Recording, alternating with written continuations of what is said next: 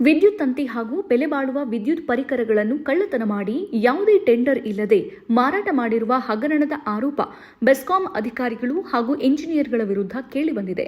ಈ ಸಂಬಂಧ 3 ಎಂಜಿನಿಯರ್ಗಳು ಸೇರಿದಂತೆ ಇತರೆ ಸಿಬ್ಬಂದಿ ವಿರುದ್ಧ ಕೋಲಾರ ನಗರ ಪೊಲೀಸ್ ಠಾಣೆಯಲ್ಲಿ ಸಾಮಾಜಿಕ ಕಾರ್ಯಕರ್ತ ಕೆಸಿ ರಾಜಣ್ಣ ನೀಡಿದ ದೂರಿನ ಆಧಾರದಲ್ಲಿ ಪ್ರಕರಣ ದಾಖಲಾಗಿದೆ.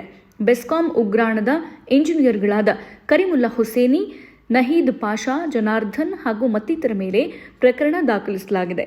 ಬೆಂಗಳೂರು ವಿದ್ಯುತ್ ಸರಬರಾಜು ಕಂಪನಿ ನಿಯಮಿತಕ್ಕೆ ಸೇರಿದ ಕೋಲಾರ ಕಾರ್ಯನಿರ್ವಾಹಕ ಎಂಜಿನಿಯರ್ ಆಡಳಿತ ವಿಭಾಗದ ಬೆಂಗಳೂರು ಮುಖ್ಯ ರಸ್ತೆಯಲ್ಲಿರುವ ಉಗ್ರಾಣದಲ್ಲಿ 2.10 ಕೋಟಿ ರೂಪಾಯಿಗೂ ಅಧಿಕ ಮೌಲ್ಯದ ವಿದ್ಯುತ್ ಪರಿಕರ ಸಾಮಗ್ರಿ ದರೋಡೆಯಾಗಿದೆ ಅಂತ ದೂರಿನಲ್ಲಿ ಉಲ್ಲೇಖ ಮಾಡಲಾಗಿದೆ. ಅದಕ್ಕೆ ಬೇಕಾದ ವಿಡಿಯೋಗಳು ಸೇರಿದಂತೆ ಹಲವು ದಾಖಲೆಗಳನ್ನು ಪೊಲೀಸರಿಗೆ ಈಗಾಗಲೇ ನೀಡಲಾಗಿದೆ.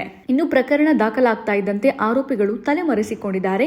ಪ್ರಕರಣದಲ್ಲಿ 3 ಎಂಜಿನಿಯರ್ಗಳ ಜೊತೆ 15ಕ್ಕೂ ಹೆಚ್ಚು ಸಿಬ್ಬಂದಿ, ನೌಕರರು, ಹೊರಗುತ್ತಿಗೆ ಸಿಬ್ಬಂದಿ, ಸಂಸ್ಥೆಯ ವಾಹನ ಚಾಲಕರು ಶಾಮೀಲಾಗಿದ್ದಾರೆ. ಮಾತ್ರವಲ್ಲದೆ ಬೆಸ್ಕಾಂನ ಹಿರಿಯ ಅಧಿಕಾರಿಗಳು ಶಾಮೀಲಾಗಿದ್ದಾರೆ ಎಂಬ ಆರೋಪ ಕೇಳಿಬಂದಿದೆ. ಇನ್ನಷ್ಟು ಹೆಚ್ಚಿನ ಮಾಹಿತಿಗಾಗಿ ಫಾಲೋ ಮಾಡಿ ಬ್ರಿಗೇಡ್ ನ್ಯೂಸ್ ಕನ್ನಡ.